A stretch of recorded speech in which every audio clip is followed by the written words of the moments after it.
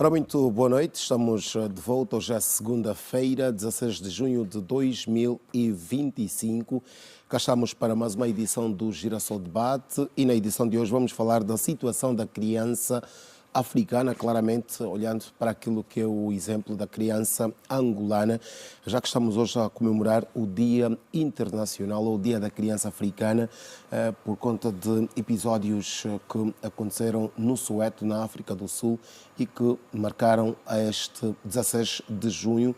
Daí que em 1991 a Assembleia da União Africana optou por declarar este dia como o Dia da Criança Africana. E para nos ajudar a compreender as preocupações, a situação da criança africana, temos em estúdio Heitor Lourenço, é oficial de comunicação do Unicef em Angola. Boa noite, bem-vindo, Heitor. Boa noite, capitão, e boa noite, telespectadores da TV Girassol. Recebemos também Elisa Gurgel, representante do INAC. Boa noite, bem-vinda. Muito boa noite, telespectadores, e boa noite aos colegas do painel. A tia-avó de muitas crianças. É verdade, Recebemos também em estúdio Amélia de Almeida, psicóloga, também conhecida por psicóloga africana. Boa noite, bem-vinda. Boa noite, é sempre um prazer poder estar aqui e poder então saborear daquilo que vamos aprender e também vamos transmitir. Está também conosco Elisa Sampaio, é assistente social. Boa noite, bem-vinda. A partir da província da Huila, parece que temos já a doutora Aida em condições de participar deste momento em que estamos a dar a abertura ao programa. Doutora Aida, boa noite, bem-vinda ao Girassol Debate uma vez mais. É sempre um prazer tê-la do outro lado a participar dos nossos programas. Muito boa noite, é sempre um prazer estar aqui com vocês. A todos os telespectadores da Rede Girassol, é um prazer partilhar conhecimento e, acima de tudo, falar e refletir sobre a criança africana nesta data que para nós é tão importante. Muito bem, estão apresentados os nossos convidados. Quero começar por ler a mensagem do presidente da União Africana, que é, por sinal, também o presidente da República de Angola, João Lourenço, que recordou hoje, por ocasião do 16 de junho, que o dever que a humanidade tem de proteger e cuidar as meninas e meninos a quem caberá a missão geracional de perpetuar a vida no planeta. Na mensagem, João Lourenço escreve, e passamos a citar: neste dia refletimos sobre a realidade de milhares de crianças africanas vítimas de violência, exploração e abuso, apelando à responsabilidade que todas e cada uma das nações do nosso continente têm na salvaguarda e cumprimento escrupuloso dos direitos dos mais pequenos. Hoje também é um dia especialmente concebido para se exigir e proporcionar uma educação de qualidade para as nossas crianças, lembrando o abominável massacre do dia 16 de junho de 1976, quando milhares de crianças sul-africanas encheram as ruas de Joanesburgo, no Soweto, mas concretamente em protesto contra o ensino forçado da língua africana. A nossa irrestrita solidariedade a todas as crianças do continente berço da humanidade,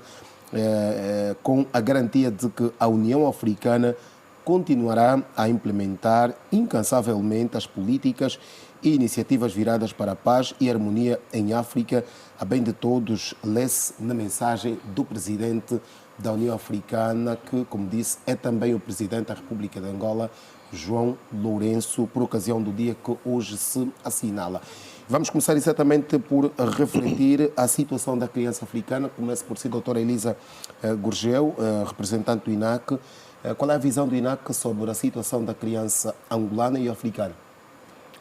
Boa noite mais uma vez aos telespectadores, e falando da situação da criança, bem, todos os dias as nossas crianças merecem direitos. Ela tem os seus direitos, são direitos universais que têm a ver com a vida, saúde, né? A educação, cultura, para a sua sobrevivência e o seu desenvolvimento de todas as áreas, quer intelectual, cognitivo.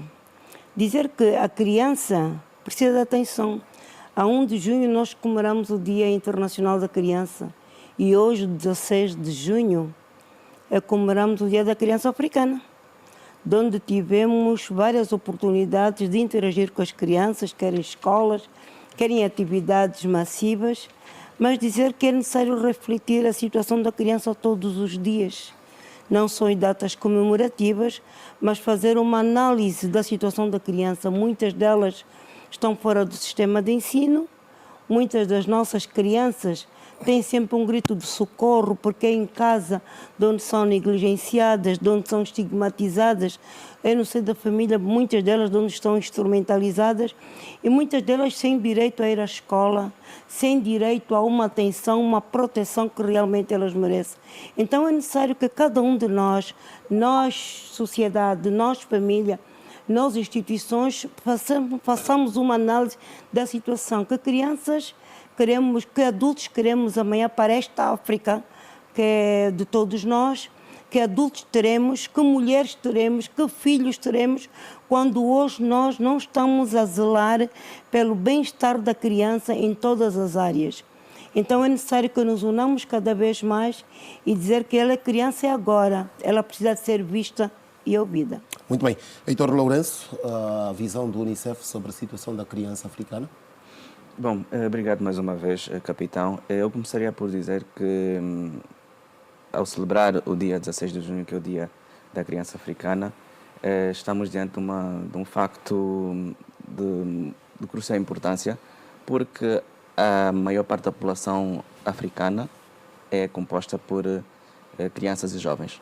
Ou seja, estamos a celebrar aquele que é a maior bolo, a maior fatia da população africana e angolana.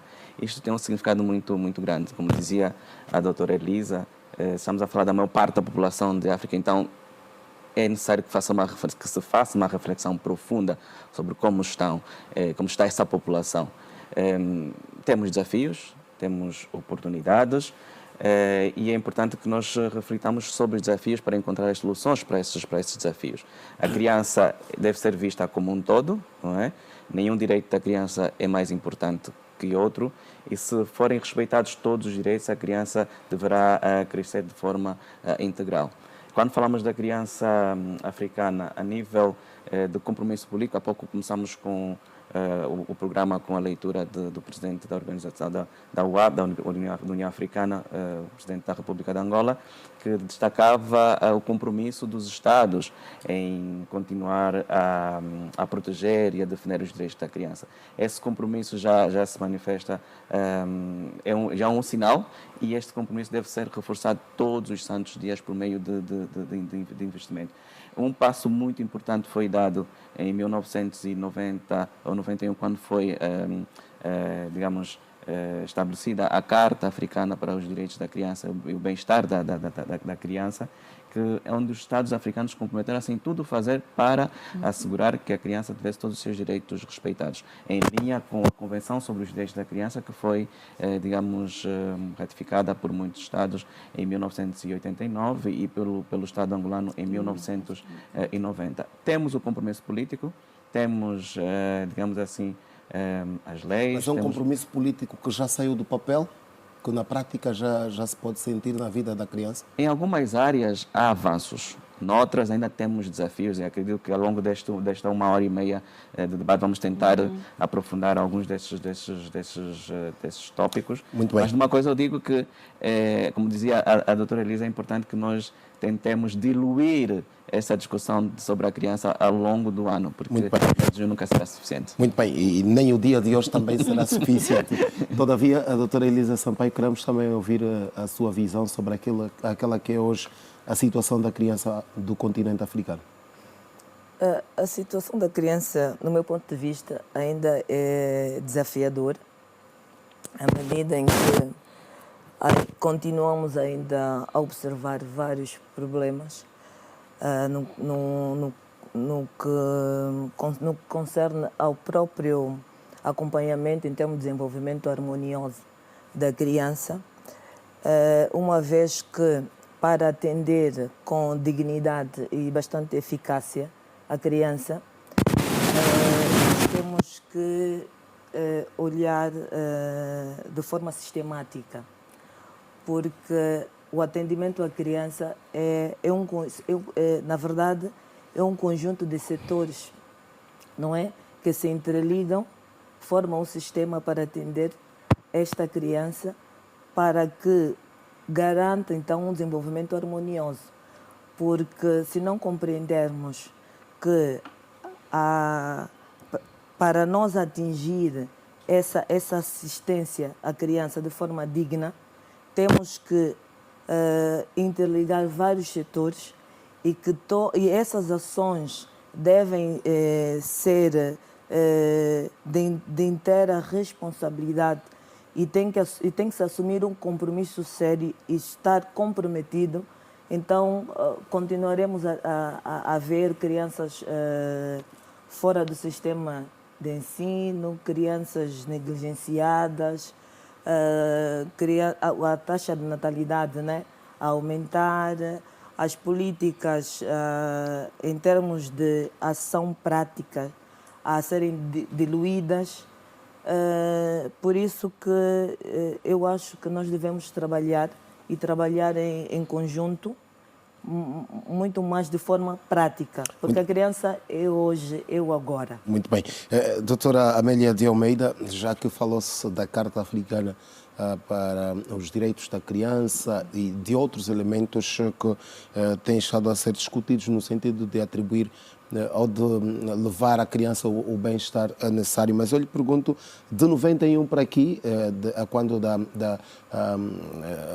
desta decisão da União Africana de transformar o 16 de junho como sendo o Dia da Criança Africana, que criança temos neste intervalo de tempo, se houve esta evolução, este comprometimento dos governos e não só para com a criança do continente africano? Bem, isso é aquela faca de dois gumes. Metemos na balança para tentarmos equilibrar o que se foi feito a mais e o que ainda não se foi feito. E esta é uma questão que se precisa também colocar na balança ou não se pode olhar por aí? O grande problema é como nós olhamos também a história por si só. A história vem acompanhada com vários atos, várias fases e várias etapas. E se tentarmos meter tudo ou todas elas no mesmo sítio, haverá sempre desentendimento. O hoje, o agora, o que é que nós precisamos? Porque é bem verdade que a nossa visão acompanha naquilo que é dentro e que é fora. Crianças a nível da África ainda encontram-se a deambular na rua. Crianças a nível da África ainda são vítimas de violências de todas as ordens. Crianças a nível da África estão abandonadas no sistema educacional. Crianças a nível da África no tráfico humano, exploração de todos os direitos. Isso é uma verdade. Mas não é só a nível da África. Mas em África sente-se mais porque o entendimento que também nós vamos buscar ainda não é sentido na nossa reflexão. E deixe-me só explicar, antes de me colocar essa questão. Vou-lhe pedir alguma brevidade para podermos também passar. Esta brevidade diz-se o seguinte: ainda os modelos que estamos a usar estão a ser ainda modelos feitos fora da África e são implementados na África. A adaptação dos modelos é que é mais interessante, porque, repara, eu não posso trazer uma fórmula para um sítio que não tem energia. Doutora Amélia, já vamos olhar para esta questão de modelos e da forma como se... Vamos só também passar a palavra à doutora Aida Nelson para a sua introdução e vai poder interferir ou dar sequência à sua abordagem. Mas, doutora Aida Nelson, uma vez mais, muito boa noite. Queremos também ouvir a sua reflexão sobre aquilo que é hoje a situação da criança africana e porque está numa outra província, no caso fora de Luanda, na Huila, pode também dar-nos apresentar-nos esta panorâmica daquilo que é a situação da criança angolana e africana aí na província da Huila. Olha, bom, antes de mais, muito boa noite. Eu Eu gostaria que repetisse a questão porque fiquei offline durante uns Muito bem, segundozinhos. vou fazê-lo então. Eu dizia, queremos também conhecer a reflexão sobre aquilo que é hoje a situação da criança africana e claramente angolana, e particularmente também da Ida Willa. Bom, como disseram os meus colegas de painel, a situação da criança em África, de uma forma geral, é preocupante, para não dizer extremamente preocupante.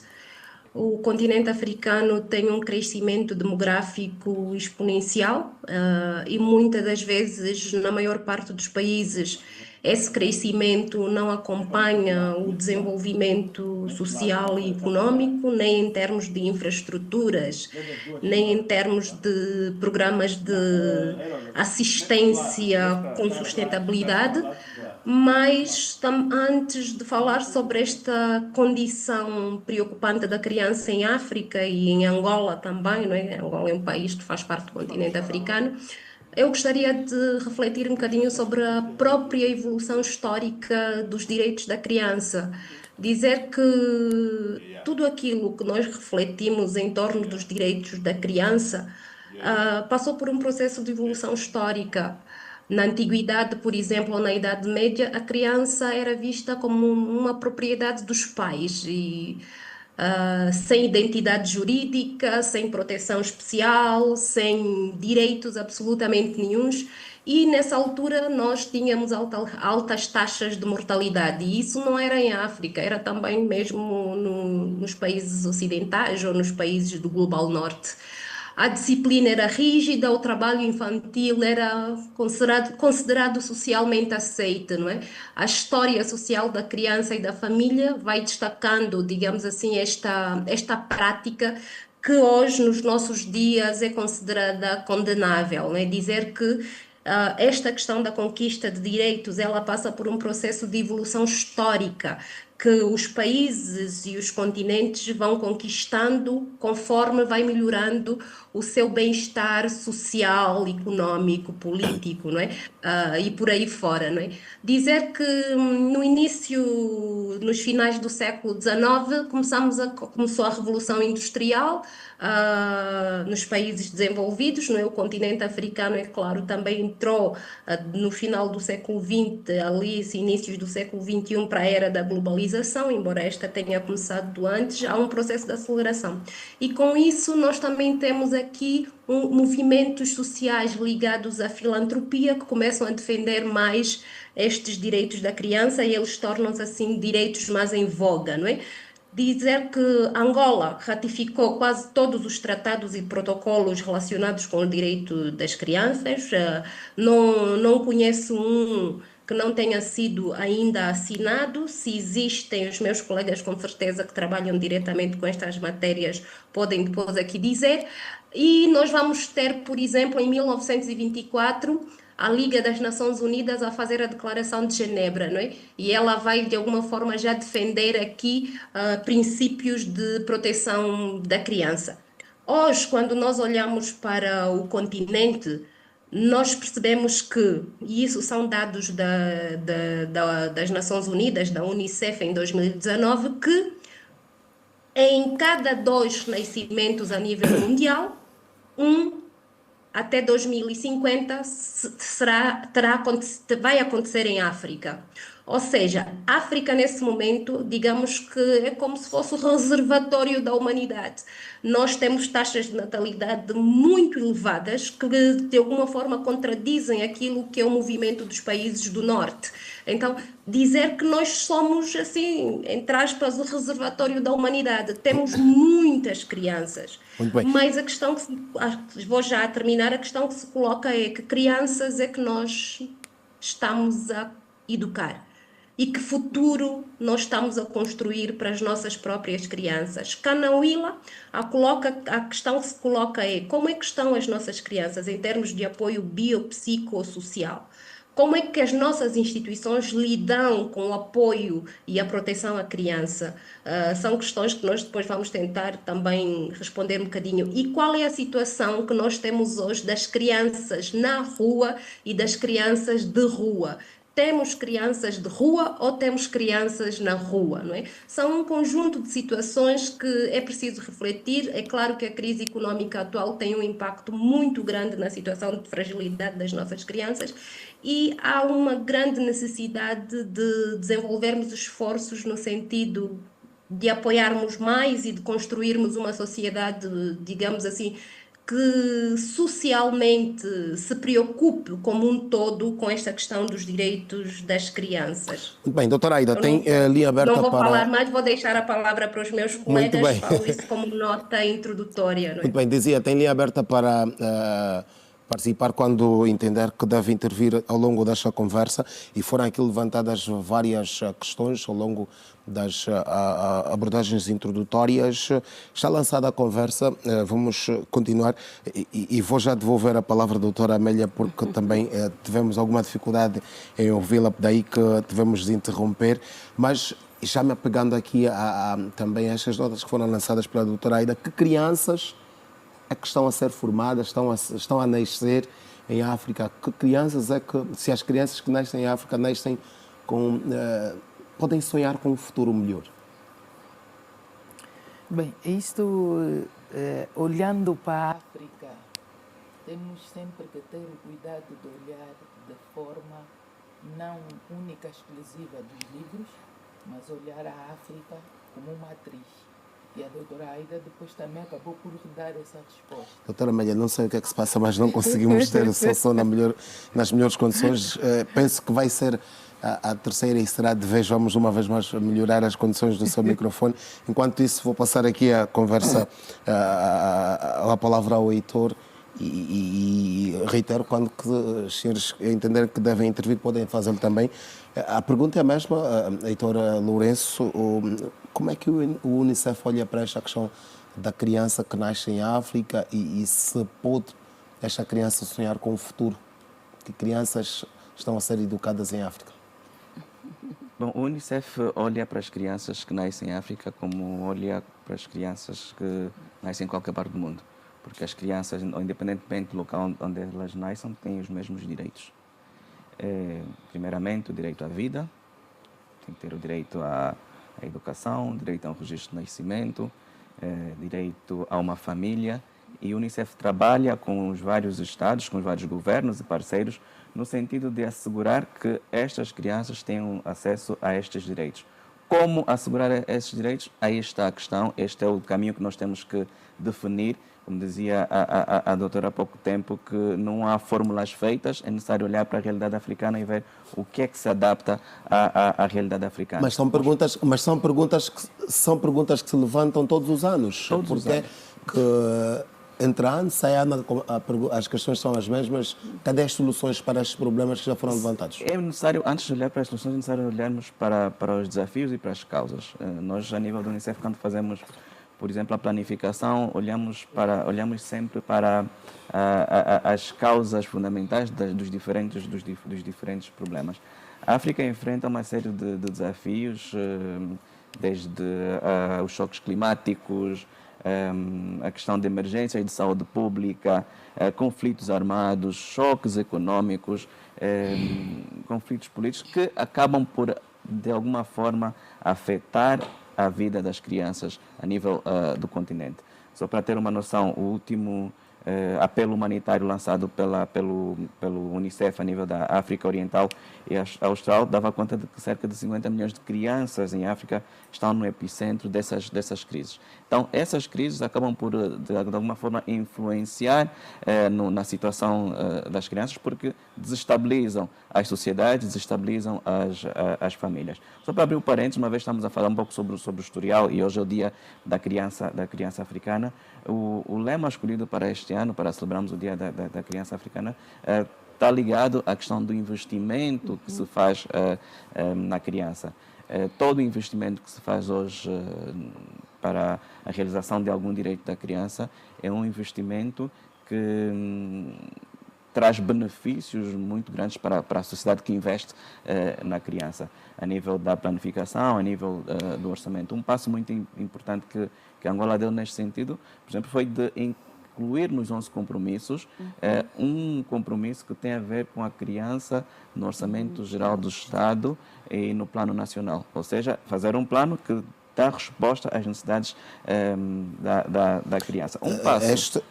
Um passo que normalmente é dado para encontrar, digamos, soluções para os diferentes problemas que a criança tem, é primeiramente chegar a esse consenso, unir diferentes partes, porque o direito da criança não é um assunto somente do Estado.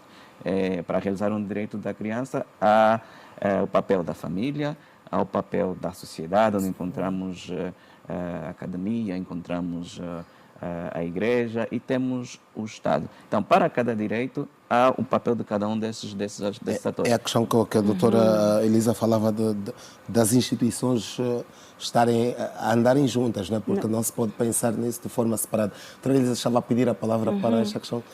E eu acrescento, por exemplo, a questão dos 11 compromissos foram aprovados há mais de 10 anos. Como é que estes compromissos têm já se refletido na vida das crianças? Bem, eu começaria por dizer, primeiro, em função da pergunta, que eu gosto muito das crianças africanas. Independentemente, não é por eu ser africana, mas eu amo, porque cada uma tem um sonho. As crianças têm sonho. E os adultos devem ajudar elas a continuar a sonhar para efetivar o que pretendem. Porque a criança africana, vejo, elas mesmo brincando, conseguem fazer um carro de lata, conseguem fazer um rádio com barro e com argila, e elas põem ali os botões, as antenas são os palitos de vassoura. Tem cá uma criatividade e eu gosto dela. O importante é que o sistema de proteção à criança realmente, porque está no centro a família, estão as mais variadas instituições, estão os vários departamentos ministeriais, estão as administrações municipais, estão as igrejas, estão todos, porque esse todo é o conjunto do sistema de proteção à criança. Aonde não estão os olhos do INAC, aonde não está uma instituição, está lá. Por isso, e até existem as redes de proteção à criança, no sentido de velar pelo bem-estar das nossas crianças. Relativamente aos 11 compromissos, nós vamos realizar agora o 9º Fórum da Criança, já para este mês, na Jornada da Criança. Independentemente do fórum, nós vamos realizar o Parlamento Infantil, onde a criança tem voz.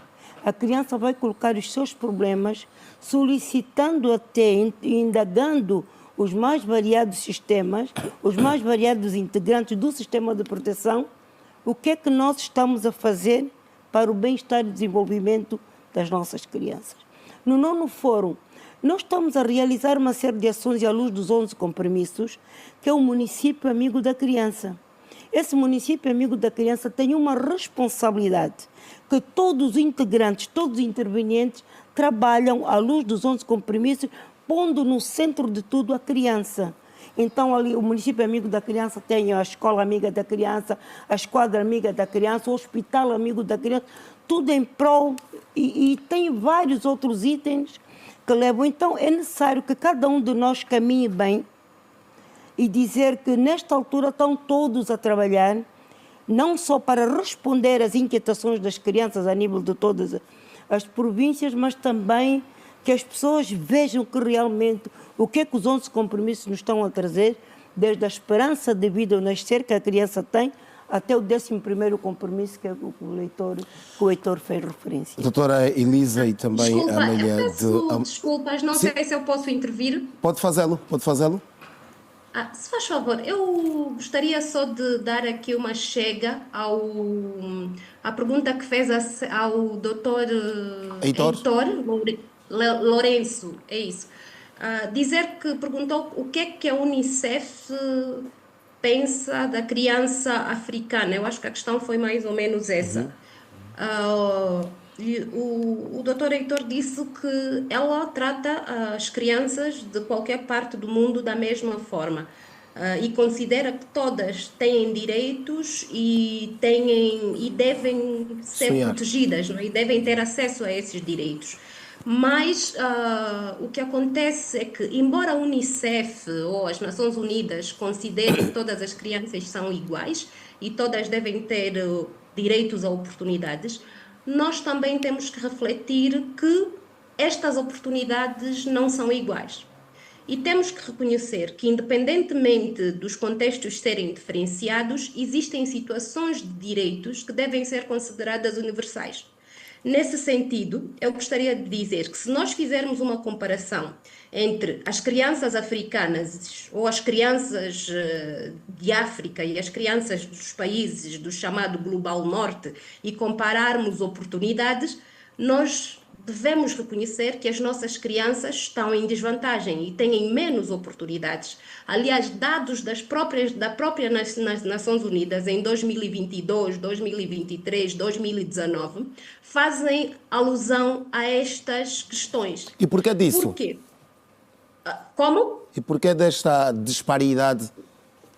Primeiro, porque nós somos um continente com uma economia fragilizada. A África, ao longo dos séculos e dos anos, não conseguiu desenvolver-se ao ponto de proporcionar, ao ponto de criar, digamos assim, estados de providência social que realmente consigam dar resposta positiva e de forma célere aos problemas relacionados não só com a primeira infância, mas também com a própria criança. E isto nota-se porque as crianças africanas têm menor acesso à educação. Nós temos um número muito elevado fora do sistema de ensino.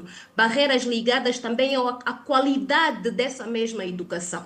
Não só é a questão do acesso, mas também a questão da própria qualidade. A questão do acesso à saúde. O acesso à saúde para crianças ainda é precário. Existem regiões que nem sequer têm hospitais infantis. E os centros de saúde não conseguem dar resposta os problemas que surgem nas comunidades. Nós temos também um nível muito elevado da chamada mortalidade infantil e da mortalidade materna infantil. Isso são dados que podem ser encontrados com muita facilidade na internet. As crianças africanas enfrentam altas taxas de mortalidade infantil, doenças inevitáveis como malária, cólera, pneumonia, não é? Ainda são uma realidade e as nossas crianças em África, há países com mais e outros ainda com menos, digamos assim, casos, mas ainda passam por essa situação.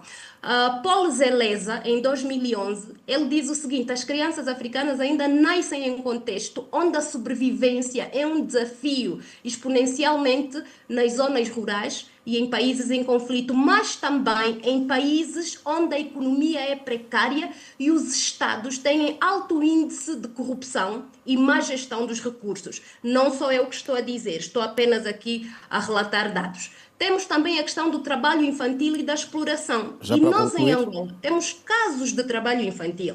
Muitas vezes há que famílias vão buscar crianças no interior para trabalhar em suas casas, a tomar conta de outras crianças, porque os pais ou destas crianças, os adultos, precisam de ir trabalhar. E estas crianças não encontram respaldo de proteção dentro do nosso sistema social, que a olho grosso vê isso como uma forma de assistencialismo, né? Achando que as crianças pelo menos até têm um prato de comida. Não é? Isto acontece. Temos ainda a questão do fraco acesso à tecnologia e à informação. E aliás isso é um problema de todo o continente africano. Doutora, já vamos avançar para esta questão da tecnologia. Quero só também voltar aqui. Vou terminar, e temos ainda a questão ligada ao género. As meninas em África principalmente as crianças, têm dificuldades que estão muito relacionadas com o casamento precoce, com as desigualdades mesmo de género, que são interseccionais e com as quais nós não gostamos de lidar. São só questões que eu queria, uma deixa que eu queria dar aqui a esta questão. Já vamos voltar assim daqui a pouco. Doutora Elisa Sampaio e também doutora Amélia de Almeida, espero que a terceira seja de vez em que possamos ouvi-la nas melhores condições. As preocupações, e falamos dos documentos aprovados em defesa da criança muitas vezes o que se diz é tudo muito bonito no papel, na prática. E gostávamos mesmo de levar a abordagem para esta questão da prática, para aquilo que é o real. O que é que está a acontecer hoje com as crianças africanas? Têm estes direitos aprovados, escritos ou descritos no papel e conseguem sentir isso? É possível ver isso na vida das crianças africanas? A doutora Elisa, comece por si. Nós temos políticas, o Estado tem traçados muitas políticas e políticas muito boas em termos de idealização, mas que algumas delas, em termos práticos, não é, há ainda muitas insuficiências. Por que disso, se até são bem elaboradas, como acabou de reconhecer? Por quê? Porque a execução, para a execução das políticas, os órgãos executivos têm que perceber, na verdade, o que quer dizer esta política, perceber as estratégias da política para poder executar. Está a dizer, doutora, que são políticas desenhadas sem estratégias para implementá-las, é isso? Não digo que não tem estratégias, mas quem vai executar tem que compreender as próprias técnicas e estratégias da execução. Porque eu posso até conceber uma política muito bem feita, mas o órgão executor, se não tiver toda a estratégia montada e meios suficientes, não vai conseguir. Vamos supor, temos tá aí a política da própria educação, do pré-escolar, está lá a política, toda ela desenhada, toda a estratégia em si está dentro da política, mas em termos de execução existem ainda falhas. Nós temos que ver quem são os professores, quantos professores estão formados, o número de alunos. Nós temos uma base em termos de população do pré-escolar. A nossa base é muito extensa. Quantos número de sala, professor, material didático, localização das próprias salas de aulas. Como estamos a falar das creches, estamos a falar de outros equipamentos que concorrem no próprio desenvolvimento para a educação pré-escolar. Todas essas condições devem estar criadas para que a política seja executada. Então, se temos falha, por exemplo, na formação de quadros para atender essa política, a política não vai ser executada a 100%. Vai ser executada ou a 30% ou a 40%, ou então vamos à procura de mecanismos que não vão dar resposta nos objetivos da própria política. Vai ser remediar, doutora Maria. Sim, vai ser remediar. Eu insisto, os problemas são refletidos, há reflexão sobre estes problemas, no caso da criança, que é hoje o nosso assunto, todos os anos, a reflexão é a mesma. O que é que falta para a solução destes problemas? Bem, eu, como estava a tentar dizer, vamos ver se agora é de vez, né? Olhando a floresta, nós só vamos mesmo encontrar isso. Que Angola não está sozinha, a África não é sozinha. A Unicef também vem para ajudar. Mas quando ela vem também traz as suas exigências. E por vezes há que esta compreensão requer um tempo. De fato, a doutora há pouco tempo abordou, e vou pegar no exemplo dela, que falava sobre modelos de aprendizagem. Os modelos de aprendizagem de um país para o outro são diferentes.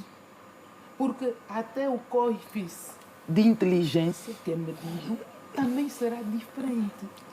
Eu não posso logo, quer dizer, olhar numa visão que traz com que olhemos para as nossas crianças e que, de fato, tudo não está bom, que poderíamos fazer melhor, mas quando poderíamos, eu envolvo todos os agentes.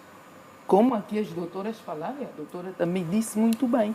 Até os que vêm patrocinar os tais projetos também devem respeitar um modo vivente e começamos a nos adaptar. Porque, repara, qual é o objetivo da aprendizagem? É que o indivíduo continua a sobreviver. A pessoa vai para a escola, aprende, abre o cognitivo, este lobo, ganha a sua maturidade, para com que na vida adulta consiga, de fato, saber ser e saber estar. São duas variáveis. E quando nós... E fazer, né? E saber estar, saber fazer. Sim. Quem sabe estar... Ser, estar e fazer. Posso acrescentar, doutor? Não há até impedimento, porque quem sabe estar vai saber fazer. Porque é muito mais fácil nós, até em África, termos aprendizagem manual do que a aprendizagem teórica.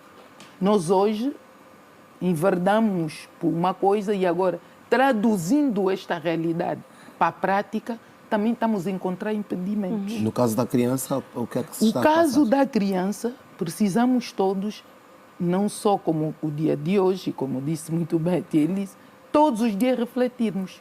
Porque essa criança vem de famílias. Essa criança não é feita pelas árvores ou por sementes só. Essas sementes são concebidas em alguém. Mas na elaboração, por exemplo, destes projetos, destes programas, as famílias são tidas? Claro que são. Porque são os primeiros a criarem maior dificuldade para as políticas do Estado. Porque se nós também tirarmos a isenção destas políticas, e como disse muito bem a doutora, as políticas até são boas. O que é que falta à prática? O homem que deve executar. Quem é esse homem? É o pai de alguém. É o filho de alguém. Então, há, de fato, essa necessidade de nós polirmos, e concordo com as doutoras, todas elas, nós precisamos unificar, mas precisamos de um modelo que vai adaptar-se, de fato, primeiro, condições climatéricas, segundo, condições de aprendizagem, terceiro, condições sociais, porque pouco gostamos de falar, porque essas condições sociais é que vão fazer com que o indivíduo evolua ou então volte ao seu estado primitivo. Se me permite, Sim, doutora, sim. Também por gostaria... Peço só desculpa, só para provocá-lo mais um pouco. Sinta-se mal, são só provocações. Precisa mesmo saber, estamos novamente com dificuldade no seu microfone. Outra vez o meu micro, poças. Então, sim, já está resolvido. Sim, Heitor, vai lá. Eu queria dar uma chega àquilo que dizia a doutora e reforçando a pergunta que fez o capitão. Nós olhamos muitas vezes para aquilo que é a criança que existe hoje, mas o que vai nos mover é, e olhando para aquilo que dizia a doutora, é necessário criar modelos, que criança é que nós queremos ou que adulto é que nós queremos daqui a alguns anos. É essa pergunta que deve nos mover, porque é essa pergunta que nos vai ajudar a definir uma série de passos para munir a criança de ferramentas para que ela possa dar resposta às situações que possa enfrentar daqui a alguns anos na vida adulta. E esta reflexão já está a ser feita. Que crianças o continente quer para daqui a 30, 40 anos? Esta reflexão que é sempre feita, mas os desafios estão sempre a existir. Um detalhe não se resolve o problema. É um detalhe, porque por isso que estava no início da nossa discussão, eu disse que é necessário um ano para nós discutirmos cada um dos assuntos. Nós temos que olhar para cada questão. E penso que a doutora foi a doutora que disse no início que é importante olharmos para as particularidades. Para cada um dos direitos que a criança tem, é necessário fazer uma reflexão profunda, porque podem ter várias razões. Podemos ter razões no âmbito de políticas, razões ligadas a investimento, é necessário investirmos mais, podem ser razões ligadas a hábitos culturais que prejudicam determinados direitos. Então, para cada situação há uma determinada resposta. Não temos uma resposta única para tudo. Então, é necessário fazermos uma análise para cada direito. Vamos olhar, por exemplo, para o direito à saúde. Vamos supor, que a primeira coisa que a criança tem é o direito à vida. Desde o ventre materno, a criança deve ser protegida, a criança deve ser amada, a criança deve ser encarinhada. O que é necessário para nós protegermos a criança no ventre materno? Temos a nível de políticas, por exemplo, a nível de serviço materno-infantil, a mãe deve fazer as consultas pré-natal, mas também há algumas medidas que podem ser tomadas a nível da própria família. Que foi levantado pela doutora Aida, que é a questão da escassez de unidades hospitalares. Mas não vai responder agora, precisamos fazer um rápido intervalo e vamos continuar esta abordagem. Por isso é que estamos a formar as parteiras tradicionais. Vamos a um rápido intervalo e voltamos daqui a pouco para dar sequência a esta reflexão sobre a criança africana.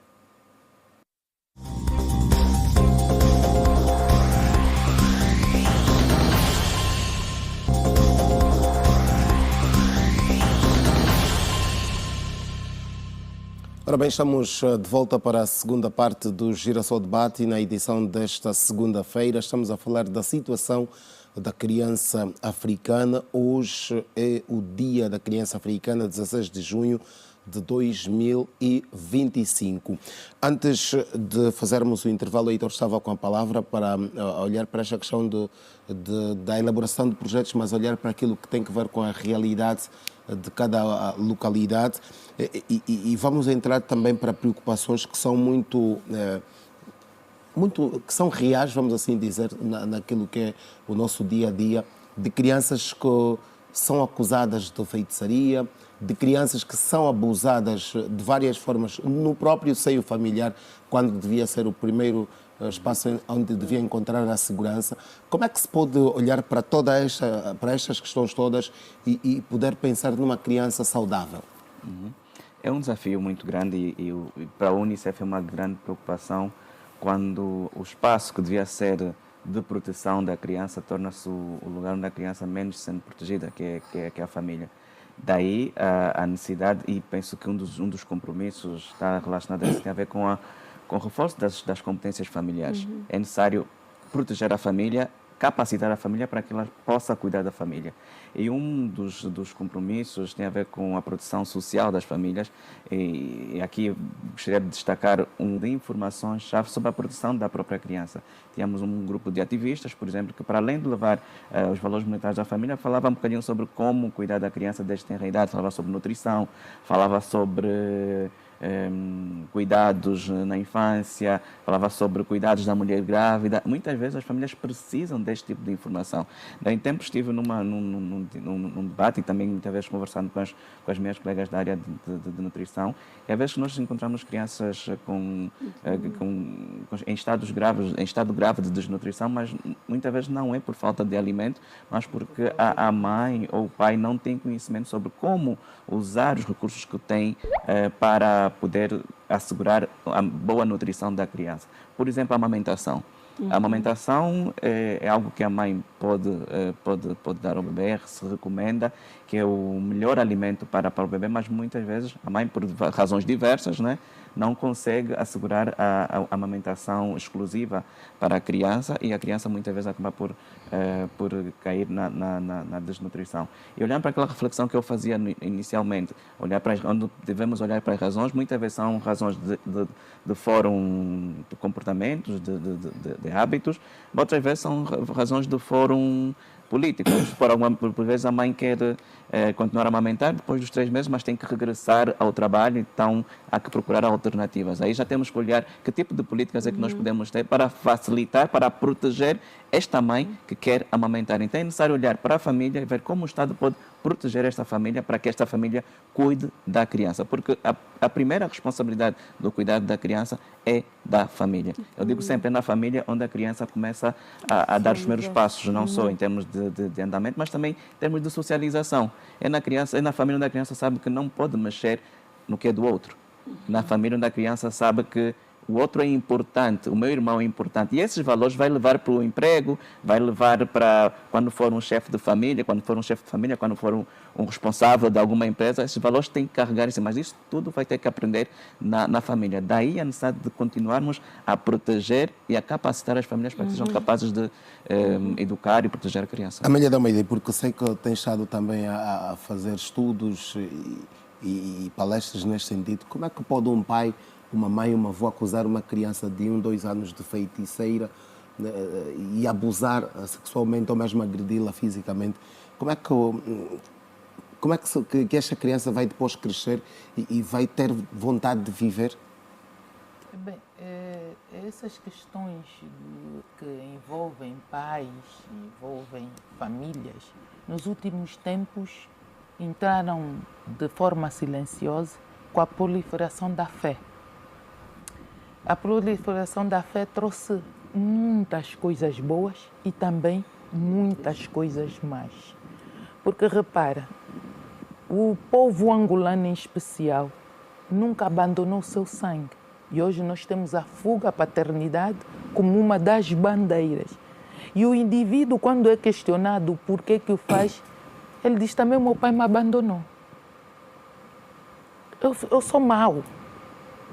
E a mãe diz: não, eu também não quero aturar, não quero stress, quero curtir. Este abandono das pessoas e por detrás mascarado uma doença mental, porque não é possível um ser humano de sã consciência que tenha cuidados, tenha o seu estado biopsicossocial e foi criado num contexto em que foi protegido e de repente decide abandonar. Temos também hoje a introdução silenciosa do uso de, aqui como sou sempre acusada, do álcool, que é uma das drogas mais perigosas do mundo e que nós também nos últimos tempos adquirimos. E olha quem será essa criança. E como disse a doutora, nós hoje temos crianças na rua e crianças de rua. Crianças de rua tivemos muito no contexto de guerra, mas também criou-se políticas para poder proteger. Poderíamos ter feito mais, mas com as condições que tínhamos, conseguimos ter. Hoje, que temos mais escola, mais conhecimento e temos mais abandono da criança à sua sorte. Em tempos, na rua, apareceu um menino e vinha a pedir alguma coisa para comer. E quando então ameacei levar para a proteção, a mãe apareceu. E quem era a mãe? É uma prática, é uma forma hoje que se tornou mandar fazer filhos para estarem na rua e trazerem sustento para mim. E a mãe já vinha etilicamente bem disposta. E vinha proteger porque não tenho emprego. A senhora não era inválida, não era incapaz. Psicologicamente estava a viver nas suas condutas. Mas olha o abandono. A responsabilidade do Estado, se pegar naquela criança, proteger, meter, vai sair outra coisa. O Estado está a roubar filhos. Já aconteceu isso.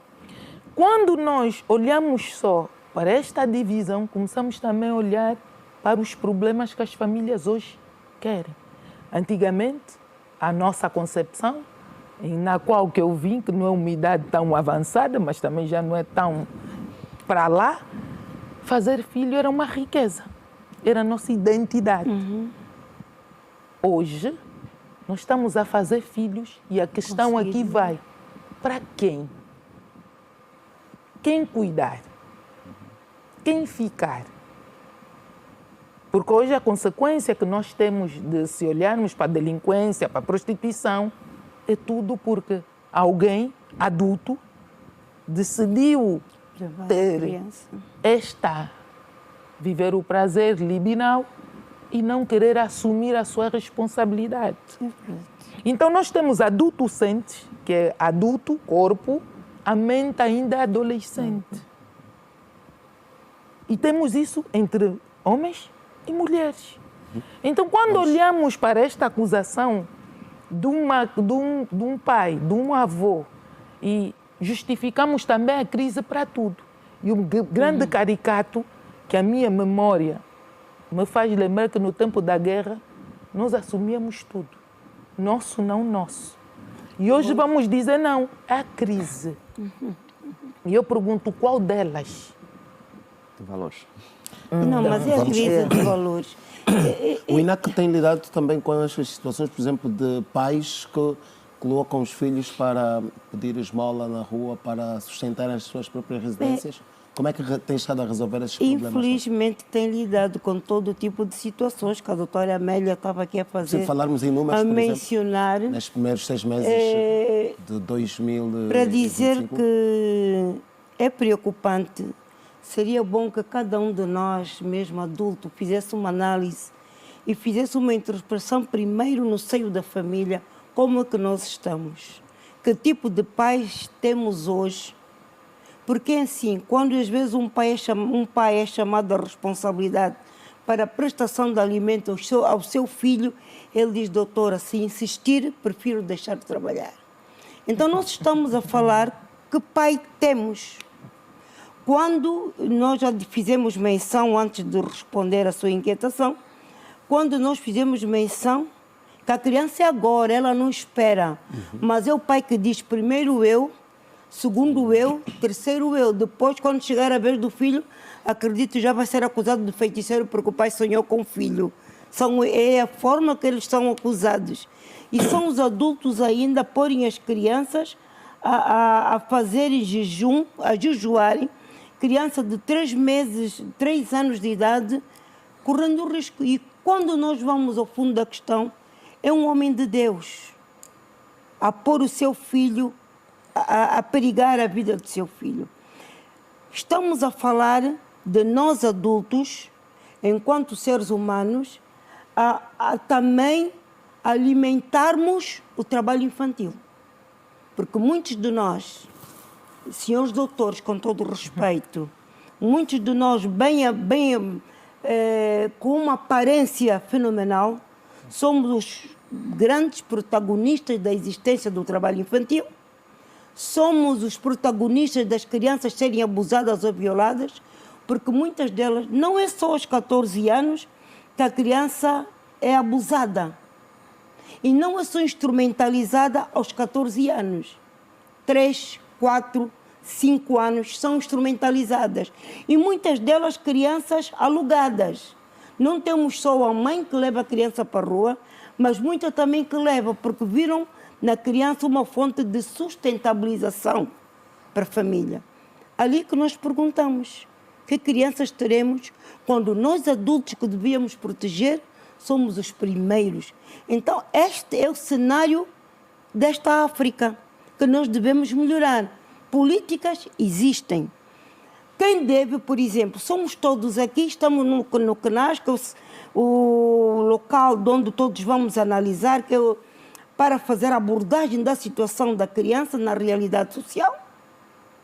O pai, ainda que recebe o dinheiro por intermédio da criança, ele utiliza para o seu próprio bem e esquece-se da própria criança. É necessário que nós também... Só para terem uma ideia, em função da pergunta que fez, como é que as crianças são abusadas, acusação de práticas de feitiçaria, abandono da criança, estamos a falar num total de 250 crianças. São estes dados que chegam ao Instituto Nacional da Criança. Estamos a falar só deste ano. Deste ano, do primeiro trimestre deste ano. É grave.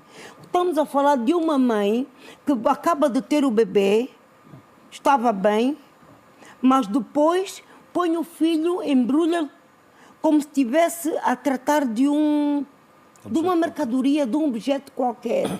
E é um filho deste país, desta África, desta Angola. Quando muitos seres humanos choram para ter uma criança. E há quem brinca com a criança como se... Acho que dá mais valor a um cão, né? Com todo o respeito, do que a própria criança. E estamos a falar dos nossos filhos. Temos aqui crianças que, com disputa de guarda, por exemplo, a mãe vai a uma determinada instituição a denunciar o pai ou a queixar que ele não quer assumir. E o pai diz: só tens uma saída, dê-me o filho. Não dou. Não dou. Sustentabilidade do Quero dinheiro para a sustentabilização do filho. Ele diz: se eu der o meu dinheiro, mais outra pessoa vai comer.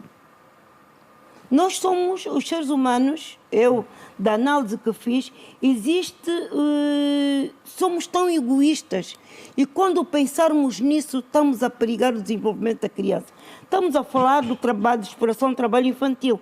793 casos, repito, que o INAC tem o seu controle. Estamos a falar de crianças que até já perderam a vida, suicídio, porque elas de verem essa situação em casa. A mamãe quer um pão, vai no teu pai. Papá quer o pão, vai na tua mãe. E a criança fica ali, parece uma bola a ser envolvida nos problemas dos adultos. É necessário que tenhamos consciência de quem está conosco, quem são os nossos filhos. A socialização depende, e aliás os nossos filhos herdam já desde a nascença a herança genética. Também, doutora Elisa, eu acho que é necessário responsabilizar as famílias. Para além estamos a falar de desenvolvimento de competências, não é? Vamos educar, mas também tem que se responsabilizar. Como responsabilizar? Como responsabilizar? Há aquilo na articulação de vários setores. É muito importante, por exemplo, quem está no Ministério da Justiça perceber que o que é violência contra a criança ou o que é violência sexual, não é? Contra a criança, vai dar melhor tratamento. Eu vou dar um exemplo.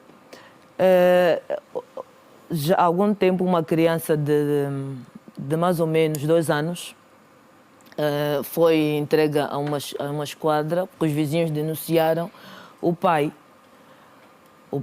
da criança, mas infelizmente o caso ficou na esquadra porque, de acordo com os órgãos, que não houve penetração. Mas é violência. Quer dizer que estes indivíduos, os polícias, não compreendem, não é, na realidade, o que é violência sexual contra a criança. Então, há uma necessidade de educar e responsabilizar a própria família.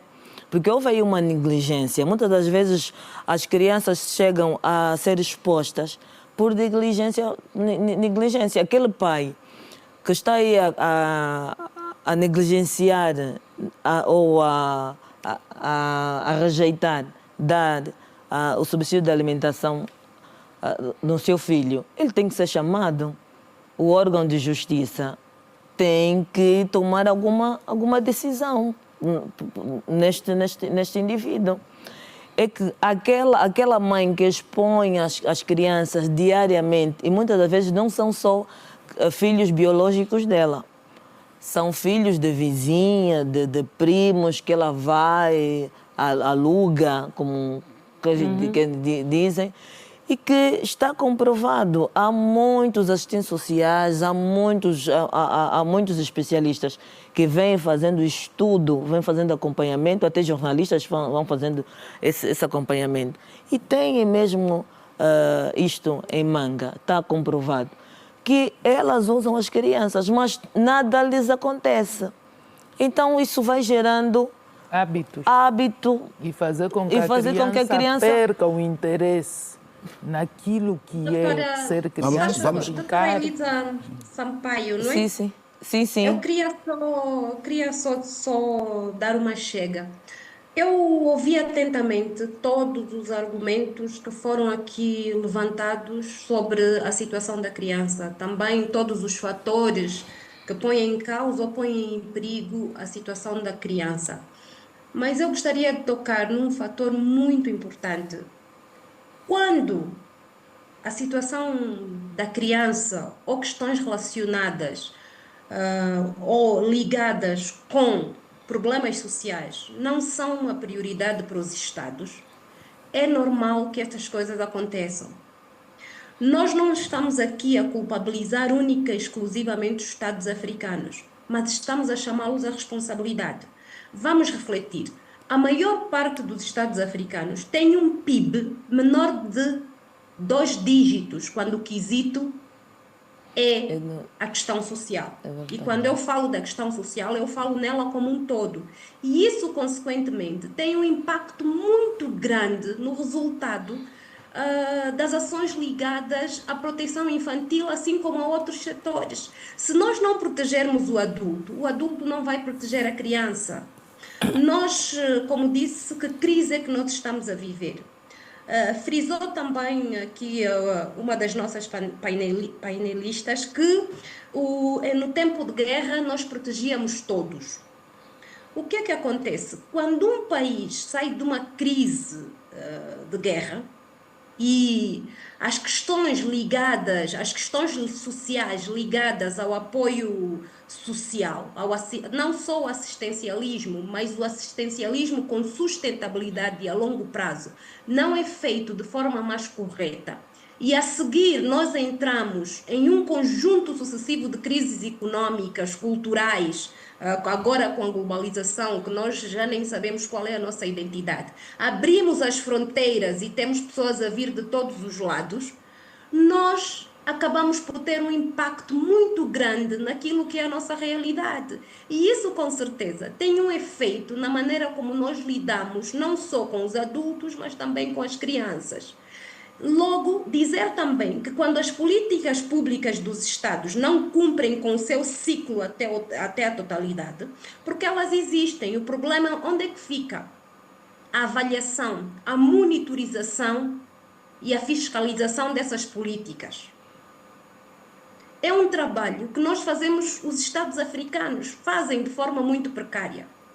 Então, quando nós pegamos na questão da criança e entregamos a agências internacionais, como é o caso da Unicef, não é? Para tratar das nossas crianças, nós precisamos de ajuda internacional. Significa que alguma coisa vai muito mal nos países africanos. Unicef não está só em África. As crianças devem estar entregues aos seus próprios países e às famílias que compõem esses países. Nós não podemos depender de orçamento externo, não é verdade, de empréstimos, para cuidar dos nossos próprios filhos. Permita-me E só, quando nós com todo o respeito... Deixa-me só terminar. Não, eu queria falar sobre isso. Deixa-me só terminar. Quando nós não priorizamos estas questões sociais, não é verdade? E nós gostamos sempre de ter uma postura muito funcionalista quando nós falamos dos nossos problemas sociais. Nós só vamos resolver os nossos problemas quando nós não taparmos o sol com a peneira. Nós precisamos de incutir. Educação é importante, sim senhora, e é muito importante. Mas mais do que a educação, é preciso que haja consciência da necessidade dessa educação. Tudo o que se diz aqui... Conclua, doutora, para darmos espaço também aos outros painelistas. Vou já terminar. Tudo o que nós acabamos por falar aqui acaba por nos levar a refletir sobre as nossas ações enquanto adultos, porque o problema aqui não é a criança, o problema somos nós adultos, não é verdade?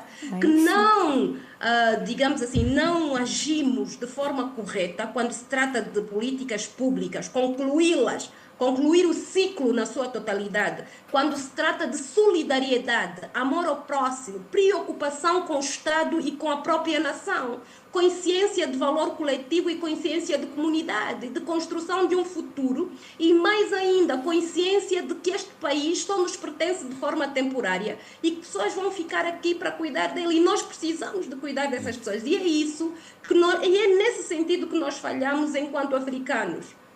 Ok. Não, bem, eu queria só dizer que, com relação ao que frisou, a questão das ajudas internacionais. Das ajudas internacionais, nós não sobrevivemos das ajudas internacionais. Até porque, independentemente do que está o Ministério da Ação Social, falo por esse Ministério, o Instituto Nacional da Criança é um ministério que tem o seu orçamento e que trabalha, que mesmo no âmbito do Quenda, no âmbito de todas as outras ações das ajudas, tem sido o Ministério capaz e, naturalmente, que é mesmo à luz dos 11 compromissos, o compromisso 11º, traduz o quanto é a responsabilidade do Estado angolano no orçamento para a criança. Que as Nações Unidas ajudam, é verdade, não vou negar essa afirmação, mas dizer que nós temos que contar com ajuda externa só na totalidade e aqui poder esclarecer que a África tem reunido muito com relação à situação da criança. e com relação fundamentalmente ao artigo 14º da Carta Africana do Bem-Estar da Criança. E daqui a 24 horas, todos os Estados africanos vão reunir num dos países para fazer abordagem a essa situação. A proteção da criança, ao abuso sexual, a violência contra a criança nas mais variadas esferas, a negligência. É todo um conjunto de ações que os Estados têm trabalhado. Temos, sim, senhora, algumas insuficiências, temos que melhorar cada vez mais. E não só o fato que quem melhora, que está no setor público ou que é um funcionário. Todos nós devemos trabalhar. Doutora Elisa, disse que há sempre reuniões, há concertações, mas a questão que nós fazemos é exatamente essa. Se estas ações aprovadas já se refletem na vida da criança. Não, eu digo que sim. Não como nós queríamos, mas que já se reflete já. Amélia de Almeida e também Elisa Sampaio, as reuniões existem, os papéis, os documentos estão aprovados, mas a questão que fazemos é a reflexão destes documentos na vida das crianças e chamava aqui a atenção, doutora Aida, para a questão do comprometimento dos Estados, no caso africanos. Os Estados africanos deixaram de parte este compromisso com a criança? Não. Eu acho que... Não. Eu acho que muitas das vezes o que nos submete, não é, a duvidar das políticas é não sentir o impacto delas. Exatamente essa pergunta que fazemos, se há este impacto na vida não das sentir crianças. Tanto assim o impacto na vida das crianças. Não sei se me permite só fazer uma pergunta à Sim. doutora Elisa. Doutora Elisa tem uma grande responsabilidade a nível do Lar Cozola. Tenho, as sim. políticas que existem não se refletem no bem-estar daquelas crianças, no seu desenvolvimento? Não era só por uma questão para que as pessoas tenham uma ideia. É assim, quando nós estamos a falar de impacto, estamos a falar em termos de volume, não é? Em termos em termos de volume. Olhando para o número de crianças que existem em Angola, não é? Em termos percentuais, qual é o impacto da política na vida dessas crianças? Por exemplo, na instituição em que eu trabalho, sim, nós, em termos de atendimento às crianças e assistência, em termos de sistema de proteção, nós vemos cumprindo todo o que a Constituição diz e todos os compromissos assumidos pelo Estado, até porque nós estamos numa instituição do Estado. Agora, a criança que está fora da instituição, aquilo que nossos olhos vão vendo ao longo da nossa caminhada, não é? Até porque as políticas foram só criadas só para aquelas crianças que já estão nos lares, não é? Para aquelas que não estão também. A política é abrangente e é isso que faz o cidadão, muitas das vezes, refletir acerca, então, da eficácia das políticas, das ações. Porque mais do que nós criarmos as políticas, é importante fazer uma avaliação, aquilo que a doutora a nossa colega do painel, fazer-se uma avaliação de como é que está a ser implementadas essas políticas e, de acordo com a avaliação, vamos ver se, na verdade, a sua execução está de acordo com o nosso próprio contexto, o contexto africano.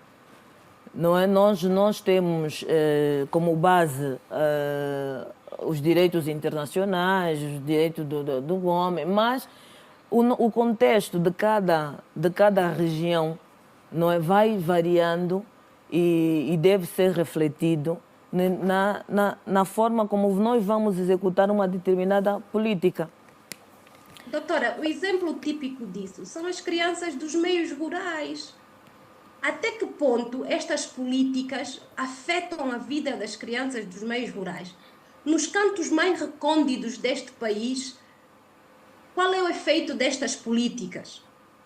Por isso é necessário que os assistentes sociais que trabalham com os serviços sociais fazerem um estudo acerca dessas políticas e como é que elas estão a ser desenvolvidas, vamos fazer uma avaliação e encontrarem programas que estejam muito mais de acordo ou então muito mais aproximado à realidade, o contexto e a necessidade da criança naquela determinada região. Heitor Lourenço. Isso é necessário se fazer. Heitor Lourenço, a organização Human Rights Watch publicou hoje, e aliás publica frequentemente estudos neste sentido, mas hoje publicou um relatório onde dizia que os países africanos como que não estão a investir na criança, cerca de 1/3 é que está a fazer este investimento. Quando assim é, não se está a pensar no futuro. E acaba indo, contraria aquilo que já se fala, que sim, se fazem esses investimentos. Como eu disse no início da nossa discussão, é um dos tópicos, aliás, o tema deste ano da celebração do Dia da Criança Africana tem a ver com investimento, porque o Comitê dos Direitos da Criança e dos Direitos de Bem-Estar da Criança verificou que ainda precisamos melhorar o investimento em setores que têm grande impacto na vida da criança. E quando falamos de setores que têm grande impacto na vida da criança, estamos a falar essencialmente do setor social. Houve avanços em alguns setores, ainda não é o desejável. Por exemplo, vamos dizer que a nível da educação, a média de investimento que se faz a nível da educação, a nível da África, é de 3,5% do PIB, média, não digo que todos os países têm esse investimento, mas o recomendado é de 4%. Houve uma evolução desde 2010 até agora. É o que se recomenda, ainda não é, então precisa-se trabalhar. Mas para que haja o investimento necessário em determinadas áreas, aquilo que se diz, como dizia a doutora Aida, boa parte dos Estados africanos carecem de recursos financeiros. É o tal lençol curto, não é? Tu tapas o corpo, os pés ficam a descoberto. Então é necessário priorizar. É necessário que sejam priorizadas as áreas que vão ser, digamos assim, em que se requer um certo investimento. É necessário mencionar que o investimento feito muitas vezes no setor social é um investimento que tem um retorno para as sociedades, mas não é a curto prazo. E muitas vezes há Estados que fazem investimento em áreas que tenham um recurso, um retorno imediato. Claro, por decisões políticas, estratégias políticas, querem investimento em áreas que têm um recurso imediato. Mas o investimento nessas áreas muitas vezes não é a médio prazo, mas é garantido caso queiramos assegurar a sustentabilidade dos ganhos que nós já temos até agora. Mas a recomendação é que se continue a investir no setor social. O Unicef vai lançar daqui a algumas semanas, penso que no dia 25 ou 26 de junho, a análise do Orçamento Geral do Estado. Todos os anos o Unicef faz esta análise, e a análise que nós temos estado a fazer ao longo desses últimos anos, de 2010 até agora, há um aumento considerável do investimento feito no setor social nesses últimos anos. Mas precisamos avaliar o impacto deste investimento na vida das crianças. Por exemplo, esta organização de que falei antes, no caso a Human Rights Watch, neste mesmo relatório fala também da questão mesmo da aposta na educação, dizendo que só 1/3 dos países africanos cumpriu rigorosamente com os financiamentos para a educação aprovados globalmente. O que é que se está a passar? Quando não se investe na educação, não se está a comprometer a este futuro?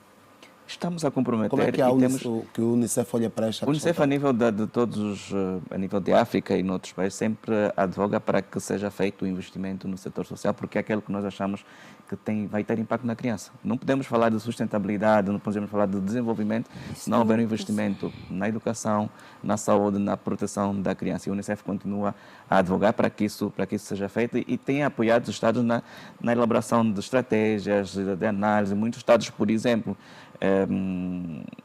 têm uma taxa de déficit, agora esqueci. Alfabetização? Não digo alfabetização, mas esqueci-me da expressão agora em português, que condiciona muitas vezes o investimento em determinados setores, não é? Mas é um trabalho que deve ser feito constantemente, uma análise deve ser feita constantemente, e o mais importante, é necessário priorizar. priorizar o essencial. Algo que foi dito há pouco pela doutora Aida e também pela doutora Elisa, que tem a ver com o trabalho de mobilização de recursos. E nesse aspecto, o Unicef apoia, porque quando olhamos para a realização dos direitos da criança, cada parceiro tem o seu papel. É necessário reconhecer que muitas vezes os Estados, devido a uma série de fatores, podem não ter recursos suficientes para investir em determinado setor, e é papel, por exemplo, do setor privado investir, é papel também das organizações da sociedade civil poderem apoiar, dar o devido suporte, é papel das organizações internacionais também apoiarem não só financeiramente, mas também tecnicamente, em função da experiência que tem em outras realidades. Doutora Amélia, não respondeu-nos ainda a questão do comprometimento dos Estados para com os compromissos ou os desafios e as preocupações das crianças africanas. Peço desculpa, antes de voltar, a expressão que me estava a dizer, a dívida pública que tem um peso muito grande no orçamento e que condiciona muitas vezes o investimento que é feito no setor. Era esta expressão que me estava... Ok. Doutora Amélia, tem então a palavra para responder. Como é que olha para esta questão do compromisso que os Estados devem ter com a criança? Eu sou muito cirúrgica em dizer que sempre que nós olhamos para Angola, vou me sentir aqui no meu país, estou sentada aqui, nós devemos sempre olhar onde saímos. Claro. O Lar Cuzola, quando eu conheci, não era o que é hoje. Foi preciso ter pessoas certas no lugar certo. Houve comprometimento. E como disse o doutor, houve muitas empresas privadas e públicas também, e sociedade civil também, grupos religiosos que fazem acontecer com que hoje isso vai se manter. Mas o Lar Cuzola é só um dos muitos Eu lares só que estou a existem. dar exemplo do que quando pergunta se há ou não. É bem verdade que também temos um outro fator que contribuiu, porque a deslocação de pessoas de uma área para outra também trouxe determinadas situações difíceis de se lidar. Porque hoje, quando olhamos para Luanda, que tornou-se o nosso mosaico, está a representação aqui de todos os povos. Como eu digo, Luanda já é mesmo a representação do mundo, né? Temos tudo aqui dentro. Todas as nacionalidades estão aqui. Isto é bom? É. Tem as suas consequências? Tem. Precisamos de tomar medidas? Precisamos. E todos os Estados estão comprometidos. A Angola não foge disso. Porque hoje, quando ouvi a tia Elisa falar que até já foi para Calumbo e já está no Calumbo. Calumbo era miragem, tia Elisa. Vamos ser sinceros, quando nós trabalhávamos não tinha isto. E naquela altura, quando nós lançamos o desafio da adoção, era também um processo. Quem? Aquela psicóloga maluca está a falar do processo da adoção. Hoje também já temos. Então, está do jeito que eu quero? Não. Mas eu não posso negar uma história, um fato. E há povos, os povos estão comprometidos. É bem verdade, como disse o doutor. O PIM. O PIM é isso. O OGE precisa de ser olhado para suprir necessidades. Precisamos. Mas precisamos também todos nós ser responsáveis para o cumprimento desta realidade que todos queremos. Senhores, vamos a uma última ronda de perguntas. No caso, uma única pergunta para todos, de forma muito rápida. Vou mesmo pedir que respondam. A questão, já estamos para lá da hora, a questão que tem a ver com a violência contra a criança, e já falámos aqui em alguns momentos, mas hoje o que se defende, em alguns casos, é a questão do agravamento das penas para os crimes contra menores. Hoje, aliás, hoje mesmo, o menino que leu a mensagem das crianças fez menção a esta questão, pensar o menino Alcides Mochito, que leu a mensagem no ato central, defendeu exatamente essa questão, as crianças defenderam o agravamento das penas para os adultos que abusam das crianças de todas as formas. Eu gostava de começar por si, doutora Aida, de forma muito telegráfica. Qual é a sua reflexão quanto a esta questão das penas para os abusos contra os menores? Doutor, eu claramente defendo o agravamento da pena. A ideia de que o agravamento da pena não resolve o problema. A verdade é que o não agravamento também deixa as pessoas demasiadamente à vontade, não é? Então, eu considero que sim, é necessário refletirmos sobre o agravamento de todos os crimes que afetam física, psicológica e socialmente a criança. É preciso termos uma legislação mais rígida nesse sentido para vermos se isso serve como um fator inibidor, não é?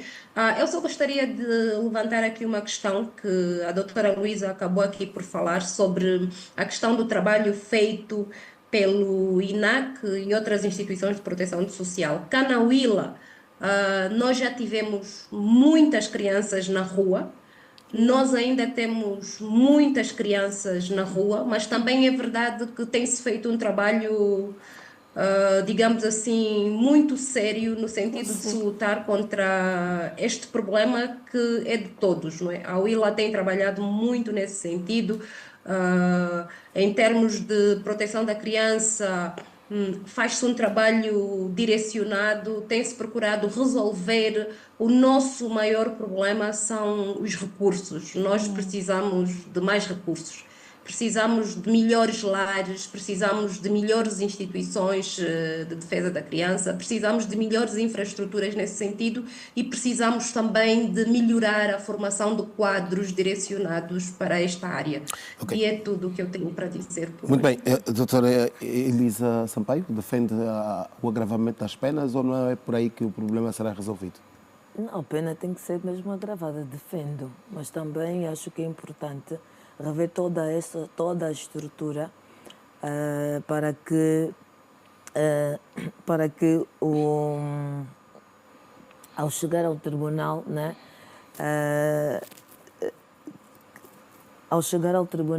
que a sentença seja cumprida, efetivada, porque é necessário trabalhar o próprio homem que vai. Estamos a falar de formação, formação dos quadros, desde o polícia, o procurador,